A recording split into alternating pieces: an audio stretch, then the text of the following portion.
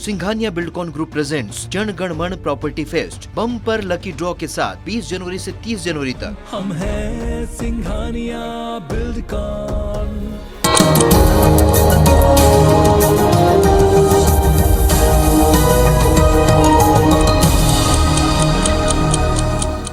नमस्कार, good morning, सुप्रभात। आप देख रहे हैं साथ की बड़ी बात। मैं हूं आपके साथ श्रवण तंबोले। बुलेटिन की शुरुआत करते हैं बड़ी खबर के साथ। मिशन यूपी पर है। छत्तीसगढ़ के मुख्यमंत्री भूपेश बघेल आज यूपी के मेरठ के दौरे पर रहेंगे। मेरठ में डोर टू डोर सीएम प्रचार करेंगे। कांग्रेस प्रत्याशी के समर्थन में वोट मांगेंगे। कल आगरा के दौरे पर थे सीएम भूपेश बघेल। तो मिशन यूपी पर है छत्तीसगढ़ के मुख्यमंत्री भूपेश बघेल और आज यूपी के मेरठ के दौरे पर रहेंगे।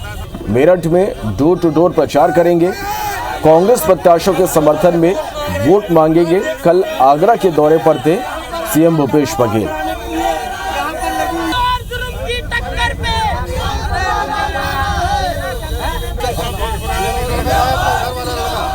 इधर वाला लड़का कहाँ है?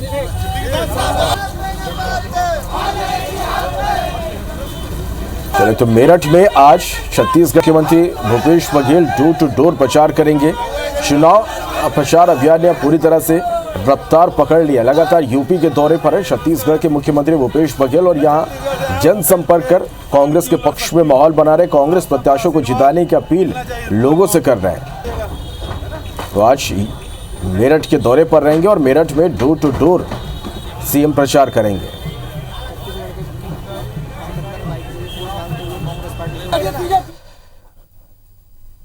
बड़ी खबर रायपुर से, जहां 1 फरवरी को भूपेश कैबिनेट की बैठक होगी। आगामी बजट सत्र की तैयारियों को लेकर इस बैठक में चर्चा होगी। इसके साथ ही राजीव गांधी भूमिहीन कृषि मजदूर न्याय योजना के आगाज पर चर्चा होगी। सेवाग्राम के भूमि पूजन कार्यक्रम को लेकर भी चर्चा होगी। किसानों मजदूरों के हित में फैसला लिया जा सकता है।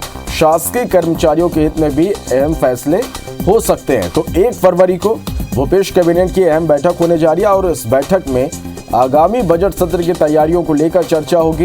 इसके साथ ही राजीव गांधी भूमिहीन कृषि मजदूर न्याय योजना के आगाज पर सीएम चर्चा करेंगे। सेवाग्राम के भूमि पूजन कार्यक्रम को लेकर भी इस बैठक में चर्चा होगी। किसानों मजदूरों के लिए अहम फैसला लिया जा सकता है। शासकीय कर्मचारियों के हित में भी कई अहम फैसले हो सकते हैं।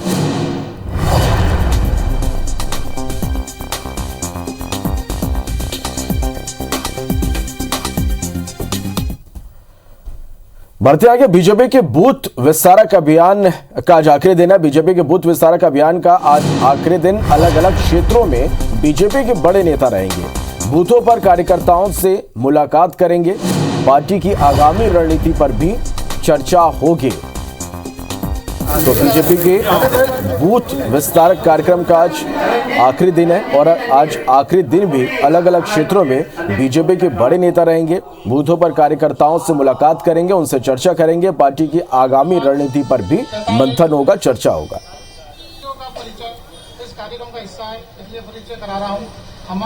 तो बीजेपी के बूथ विस्तारक अभियान का आज आखिरी दिन है और आज आखिरी दिन भी अलग अलग क्षेत्रों में बीजेपी के बड़े नेता मौजूद रहेंगे। बूथों पर कार्यकर्ताओं से मुलाकात करेंगे। पार्टी की आगामी रणनीति पर चर्चा होगी।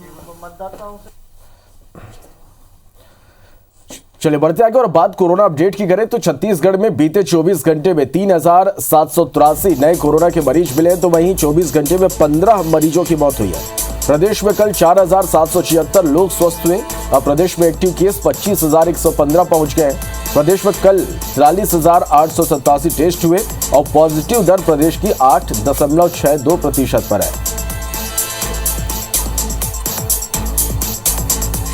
तो छत्तीसगढ़ में बीते 24 घंटे में 3,783 नए कोरोना के मरीज मिले हैं। 24 घंटे में 15 मरीजों की मौत हुई है। प्रदेश में कल 4,776 लोग स्वस्थ हुए और प्रदेश में एक्टिव केस 25,115 पहुंच गई और प्रदेश में कल 43,887 टेस्ट हुए। प्रदेश की पॉजिटिव दर 8.62% पहुंच गई है।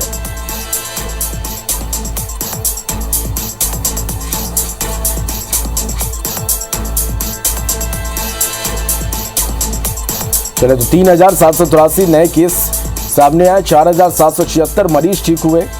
प्रदेश में 15 मरीजों की बीते 24 घंटे में मौत हुई है।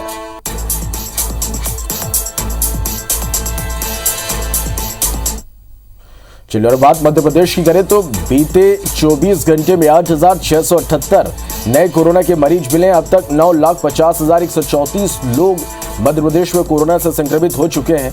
कल 5 मरीजों की मौत दर्ज की गई है और अब तक 10,607 संक्रमितों की मौत कोरोना से मध्य प्रदेश में हुई है। कल 10,576 मरीज स्वस्थ होकर डिस्चार्ज हुए। अब तक 8,73,485 मरीज स्वस्थ हुए हैं। मध्य प्रदेश में एक्टिव मरीजों की संख्या अब 66,042 पहुंच गई है।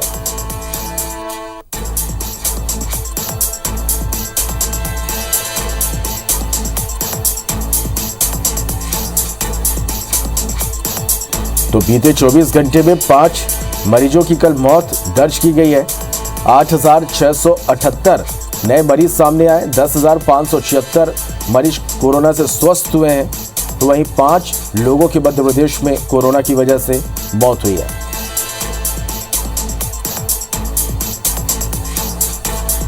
तो बीते 24 घंटे में 8,678 नए कोरोना के मरीज मिले हैं। तो वहीं प्रदेश में 5 मरीजों की मौत हुई है।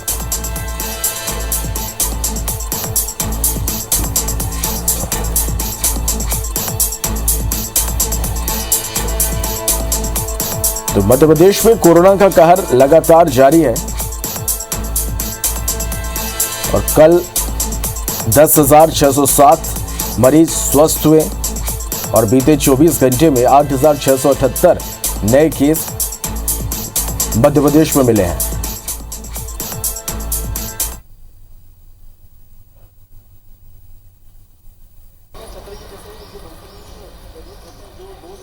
तो बीते 24 घंटे में 8,678 नए मरीज मध्य प्रदेश में मिले हैं। 24 घंटे में प्रदेश में 5 मरीजों की मौत हुई है और इसके साथ ही कल 10,607 मरीज स्वस्थ होकर डिस्चार्ज हुए हैं। चलिए तो आज छत्तीसगढ़ में खबरों में क्या कुछ खास रहेगा, ये जानने के लिए सीधा रायपुर का रुख करेंगे और हमारी सहयोगी प्रिया पांडे इस वक्त हमारे साथ लाइव जुड़ गई हैं। प्रिया, आज दिन भर हम छत्तीसगढ़ में खबरों में बात करें तो क्या कुछ खास रहने वाला छत्तीसगढ़ में?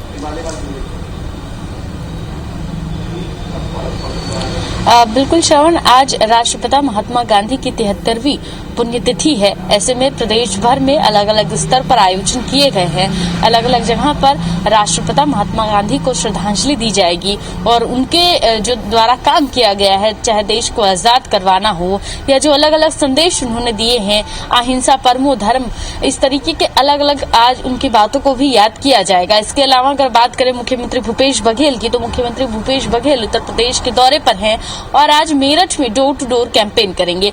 जब से उत्तर प्रदेश के पर्यवेक्षक बनाए गए हैं मुख्यमंत्री भूपेश बघेल और अब स्टार प्रचारक के रूप में लगातार उत्तर प्रदेश के अलग अलग विधानसभाओं के वो दौरे कर रहे हैं, अलग अलग विधानसभाओं में जा रहे हैं और कांग्रेस के पक्ष में चुनाव कर रहे हैं। कांग्रेस का क्या कुछ घोषणा पत्र हो सकता है, किस तरीके से उत्तर प्रदेश की जनता को ध्यान में रखते हुए घोषणा पत्र तैयार होगा और उसके वादों से लोगों को किस तरीके से लाभ मिलने वाला है, इन तमाम मुद्दों को लेकर मुख्यमंत्री भूपेश बघेल अब घर घर जा रहे हैं और जमकर कांग्रेस के पक्ष में चुनाव प्रचार करते नजर आ रहे हैं। तो ये तमाम अपडेट से श्रवण जिन पर दिन भर IVC 24 अपने दर्शकों को अपडेट देता रहेगा। चलिए, इन तमाम खबरों से जुड़ी हर एक अपडेट लगातार हम दर्शकों तक पहुंचाते रहेंगे। फिलहाल के लिए बहुत शुक्रिया प्रिया, पूरा जानकारी के लिए। चलिए बढ़ते आगे। यूपी विधानसभा चुनाव के लिए मुख्य ऑब्जर्वर बनाए गए छत्तीसगढ़ के मुख्यमंत्री भूपेश बघेल यूपी के कांग्रेस प्रत्याशियों के लिए धुआंधार प्रचार कर रहे हैं। शनिवार को उन्होंने आगरा जिले के अलग अलग जगहों में चुनाव प्रचार किए। सुबह 11:30 बजे आगरा ग्रामीण विधानसभा क्षेत्र में डॉक्टर अंबेडकर की मूर्ति पर माल्यार्पण किया और इसके बाद धनोली में सामाजिक बैठक कर पार्टी प्रत्याशियों के पक्ष में प्रचार किया। फिर मालपुरा पहुंचकर उन्होंने जनसंपर्क कर लोगों से कांग्रेस प्रत्याशी के पक्ष में वोट डालने की अपील की। डोर टू डोर कैंपेन करते वक्त वहां के लोगों ने उन्हें पगड़ी बांधकर उनका स्वागत किया। फतेहपुर सीकरी विधानसभा क्षेत्र में उन्होंने चौधरी चरण सिंह की मूर्ति पर माल्यार्पण किया और फतेहपुर सलीम चिश्ती की दरगाह पर चादर चढ़ाए। मुख्यमंत्री ने रसूलपुर में भी एक सामाजिक बैठक की।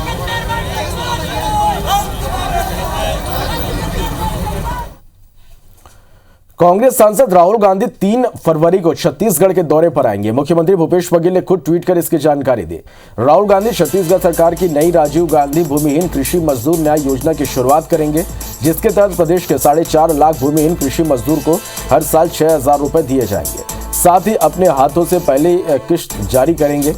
रायपुर के साइंस कॉलेज मैदान पर यह समारोह होगा और इसके अलावा नवा रायपुर में बनने वाले गांधी सेवाग्राम का शिलान्यास भी राहुल गांधी के हाथों होगा। साथ ही राहुल गांधी छत्तीसगढ़ में बनने वाले अमर जवान ज्योति की नींव भी रखेंगे। मुख्यमंत्री भूपेश बघेल ने कहा कि हमारे शहीदों की वीर गाथाएं हमारी पीढ़ियों के लिए प्रेरणा पुंज है। देश के लिए न लड़ने वाले ये सब नहीं समझेंगे। राजीव गांधी ग्रामीण भूमिहीन कृषि मजदूर न्याय योजना, प्रत्येक मजदूर के खाते में 6,000 रुपया वार्षिक दिया जाएगा। जो आदरणीय मुख्यमंत्री जी ने अपेक्षा व्यक्त की है कि राहुल जी के हाथों छत्तीसगढ़ के गरीब मजदूरों के खातों में हस्तांतरण किया जाएगा। सबसे महत्वपूर्ण योजना है। सीएम शिवराज सिंह चौहान शनिवार को सतना दौरे पर रहे। इस दौरान वो आदिवासी बाहुल्य दुर्गापुर गांव पहुंचे, जहां उन्होंने हितग्राही सम्मेलन में शिरकत की और 10 करोड़ 73 लाख से अधिक के विकास कार्यों का शिलान्यास किया। इस दौरान वो अलग अंदाज में नजर आए। वहीं स्थानीय लोकगीत कलाकारों के साथ उन्होंने मंजीरा भी बजाया और कलाकारों की मंडली को 11,000 रुपए के पुरस्कार देने की बात की। वहीं अपने संबोधन में उन्होंने कहा कि भले ही रैगांव विधानसभा चुनाव हार गई हो, लेकिन आदिवासियों का 100% मतदान बीजेपी के पक्ष में था। वहीं उन्होंने आदिवासी परिवार के घर भोजन भी किया और खाने की तारीफ भी की। वहीं जनता ने जो उन्हें समस्या बताई, उनके समाधान के लिए अधिकारियों को निर्देशित भी किया।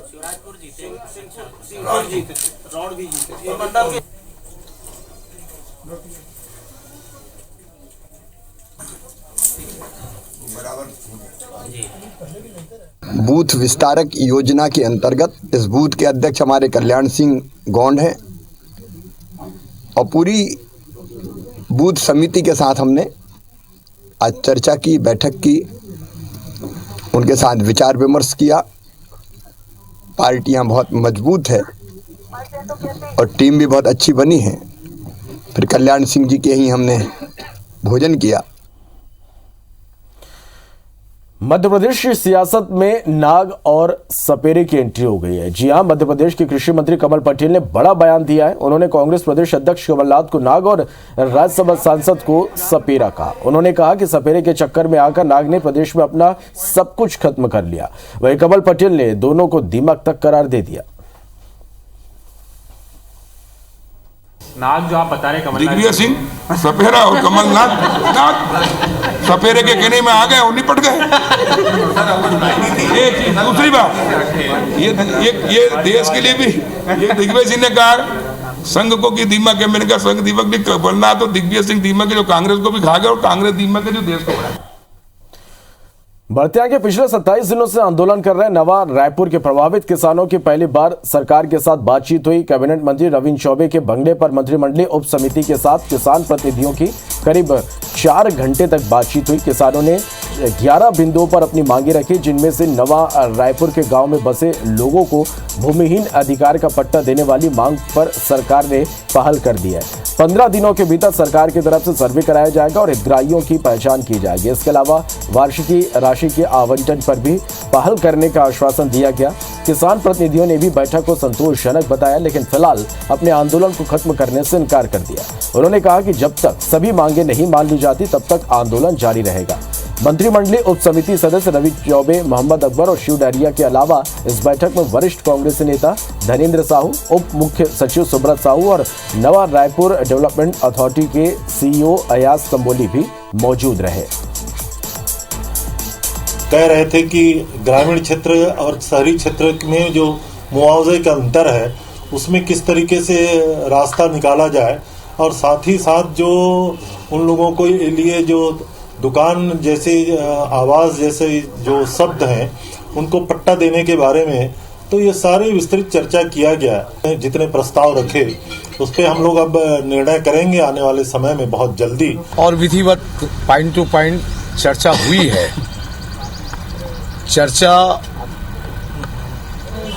और हमने समय सीमा का उनसे आग्रह किया है। हमारी बातों को सुने हैं और सुनने के उपरांत ये कहा गया है कि हम इस पर बहुत जल्दी मंत्रिमंडल से चर्चा कर हम बहुत जल्दी निर्णय लेंगे और जब तक हमारा निर्णय नहीं आ जाता हम अभी आंदोलन जारी रखेंगे। जांजगीर चांपा के अटल बिहारी वाजपेयी ताप विद्युत संयंत्र मड़वा से 3 किलोमीटर के दायरे के क्षेत्र को संरक्षित क्षेत्र घोषित किया गया है। 1 साल के लिए घोषित इस क्षेत्र में अधिकृत व्यक्ति के अलावा किसी और को आने की इजाजत नहीं होगी। यह आदेश 27 जनवरी 2022 से अधिकतम 1 साल के लिए लागू रहेगा। इसे लेकर कलेक्टर जितेंद्र शुक्ला ने आदेश जारी किया है। इस आदेश के मुताबिक 2 जनवरी को संयंत्र के मुख्य द्वार पर भू विस्थापित संविदा बिजली कर्मचारी कल्याण संघ ने तोड़फोड़ और आगजनी की घटना की थी, जिसकी वजह से गांव के लोगों में आक्रोश है। इसलिए संयंत्र के कर्मचारियों की सुरक्षा को देखते हुए संरक्षित क्षेत्र घोषित किया गया है।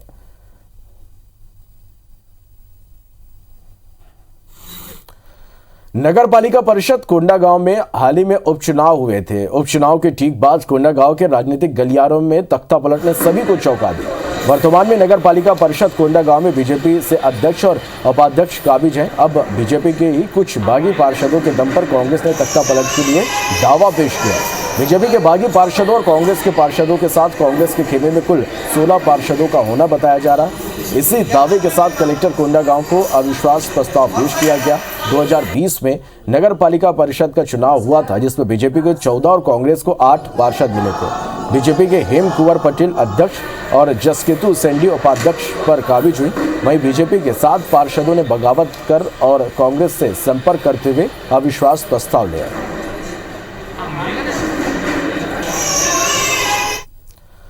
बढ़ते आगे छत्तीसगढ़ में एक बार फिर से कोयले का संकट गहरा गया। एससीएल की ओर से राज्य में पावर कंपनी और उद्योगों को कोयले की सप्लाई की जाती है, लेकिन उत्पादन में कमी के कारण एससीएल ने प्राथमिकता के तौर पर अब सिर्फ पावर सेक्टर को ही कोयले की आपूर्ति करने का फैसला लिया है, जिसके कारण प्रदेश में स्टील इंडस्ट्री के सामने कोयले का संकट गहरा गया है। जानकारी के मुताबिक एससीएल ने इस साल 172 मिलियन टन कोयले के खनन का लक्ष्य रखा था, लेकिन अभी तक सिर्फ 101 मिलियन टन का ही खनन हो सका है। ऐसे में एससीएल के पास सिर्फ 2 महीने का समय बचा है अपने लक्ष्य को हासिल करने में, जो कि असंभव है। छत्तीसगढ़ राज्य बिजली जनरेशन कंपनी के मुताबिक कोरबा वेस्ट के पावर प्लांट से लगभग 1300 मेगावाट बिजली का उत्पादन होता है, लेकिन वहां पर सिर्फ 2 से 3 दिन का स्टॉक बचा है। वहीं इंपोर्टेड कोल की कीमत भी 16,000 रुपए प्रति टन से अधिक हो गई है। ऐसे में स्टील सेक्टर के लिए सर्वाइव करना मुश्किल हो गया है। इस मामले में एससीएल का कहना है कि नॉन पावर सेक्टर को कोयले की सप्लाई नहीं करने का कोई आदेश नहीं है। वहीं रायगढ़ जिले के स्टील उद्योगों के पास महज 10 दिनों का स्टॉक बचा है, जिससे वो बेहद चिंतित है। वहीं बिलासपुर में एससीएल प्रबंधन ने कोयले की कमी से इनकार किया है।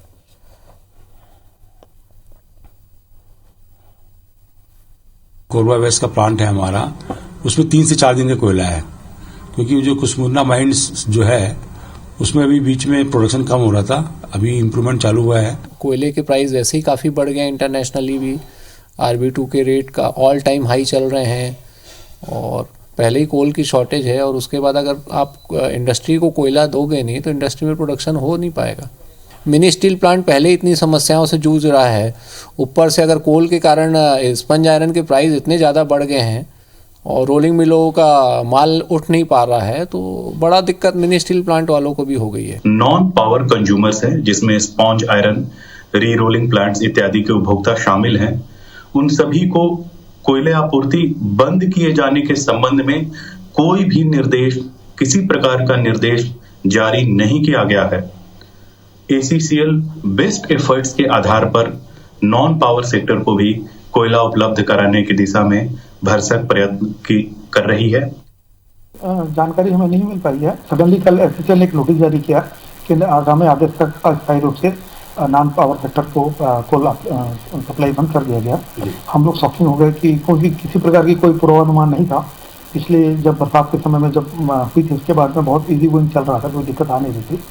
सडनली जब इन्होंने बंद किया है तो हम समझने में लगे हैं, सारे अधिकारियों से फ़ोन में कांटेक्ट करने की कोशिश कर रहे हैं, कोई भी अधिकारी फ़ोन रिसीव नहीं कर रहा है। क्यों किया गया, कैसे किया गया, किसी प्रकार की कोई भी जानकारी हमें नहीं मिली है। राज्य में 16 फरवरी से 1 मार्च तक राज्य माघी पुण्य मेले का आयोजन होने जा रहा है, जिसकी घोषणा राज्य के मंगल भवन में आयोजित राज्य माघी पुण्य मेला केंद्रीय समिति की बैठक में हुई। धर्मस्व और धार्मिक न्यास मंत्री ताम्रध्वज साहू ने विभाग के अधिकारियों को मेले की तैयारियां शुरू करने के निर्देश दिए। बैठक में प्रभारी मंत्री अमरजीत भगत और राज्य विधायक अमितेश शुक्ल भी मौजूद रहे। इस दौरान श्रद्धालुओं से कोरोना गाइडलाइन का पालन सुनिश्चित करवाने पर विशेष जोर दिया गया। मेले में 3 पुण्य स्नान होंगे, जो 16 फरवरी माघी पुण्य स्नान, 23 फरवरी जानकी जयंती और 1 मार्च महाशिवरात्रि के दिन होगा। मेले में केवल स्थानीय संत महात्माओं को आमंत्रण दिया जाएगा। 31 जनवरी को मुख्यमंत्री भूपेश बघेल के उत्तर प्रदेश चुनाव प्रचार से लौटने के बाद उनसे भी मेले के स्वरूप और आयोजन पर चर्चा कर आवश्यक होने पर कुछ फेरबदल किए जाएंगे। राजिम माघी पुण्य मेला हर वर्ष जैसा होता है, पर पिछले साल भी कोरोना संकट था, इस बार भी कोरोना है, तो कोशिश कर रहे हैं कि कोरोना गाइडलाइन का पालन करते हुए कार्यक्रम हो। और शासन प्रशासन की जिम्मेदारी होती है व्यवस्था करना, तो व्यवस्था हम लोग पूरी तौर पर करना चाहते हैं ताकि आने वाले लोगों को किसी प्रकार की परेशानी न हो। बर्तिया के बिलासपुर में बाइक सवार 3 बदमाशों ने सराफा कारोबारी से 5 लाख से अधिक की ज्वेलरी से भरे बैग की लूट कर फरार हो गए। सूचना पर पुलिस ने नाकेबंदी कर आरोपियों की तलाश शुरू कर दी है। पुलिस ने बताया कि कोतवाली थाना क्षेत्र के अमरैया चौक में विक्की सोनी का ज्वेलरी शॉप है। देर शाम दुकान बंद कर सोने चांदी के आभूषण से भरा बैग लेकर घर जा रहे थे, तभी रपटा चौक के पास बाइक सवार 3 बदमाशों ने ज्वेलरी से भरा बैग लूट कर फरार हो गए। मामले में पुलिस ने आरोपियों के खिलाफ एफआईआर दर्ज कर सीसीटीवी के माध्यम से आरोपियों की तलाश शुरू कर दी है। बस रट्टा के पास छीना झपटी करके लूट के झोला ले गया और एक लड़का लाल कलर का शर्ट पहना और चेहरे में मफलर पर लगाया। झोले में क्या था? झोले में सोने की मेरे पास बक्से का झुमका उमका का सब सामान था। बाइक सवार द्वारा उनका बैग जो है छीन करके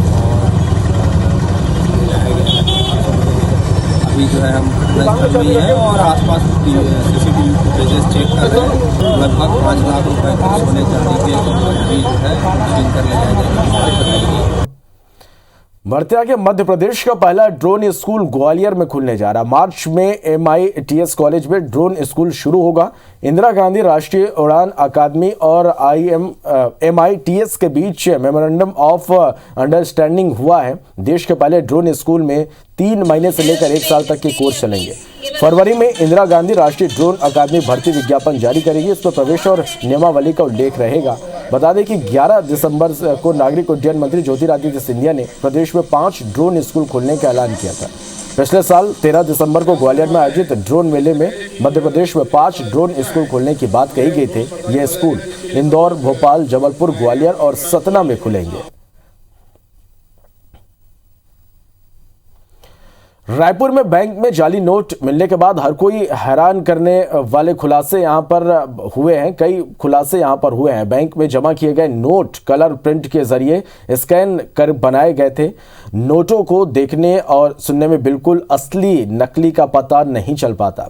एक बैंक की शाखा की ओर से सुपुर्द किए गए 5,50,000 नकली नोटों की जांच चल रही है। जांच अफसरों ने खुलासा किया कि नोटों की डिजाइन ऐसी है जिसे बैंक ही नहीं बल्कि बाजारों में भी खपाने का पूरा शक है।